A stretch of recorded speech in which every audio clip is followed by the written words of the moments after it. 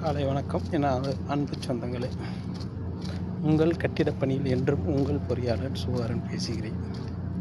முதலில் நாம் பார்க்க போவது என்னென்றால், நான் ஏன் இந்த துறையை தேர்வு செய்தேன், கட்டிடப் பொறியியல் துறையை தேர்வு செய்ய என்றால், எனது தந்தை என்னிடம் கூறிய அறிவுரை என்னவென்றால், மனிதனுக்கு 3 அத்தியாவசிய தேவைகள் உண்டு: உணவு, உடை, இருப்பிடம். மனிதன் எவ்வளவு பெரிய வேலைகள் செய்தாலும் அவனுக்கு சிறந்த ஓய்வு எடுக்க இடம் அவனது வீட்டை தவிர வேறு எந்த இடமும் கிடையாது என்று கூறினார். அதனால் நீ கட்டிட பொறியாளர் சம்பந்தமான படிப்பையே படிக்குமாறு என்னிடம் கூறினார். அவர் சொன்ன கருத்து எனக்கு மிகவும் பிடித்திருந்தது. அதனால் நான் இத்துறையை தேர்வு செய்தேன். வணக்கம்.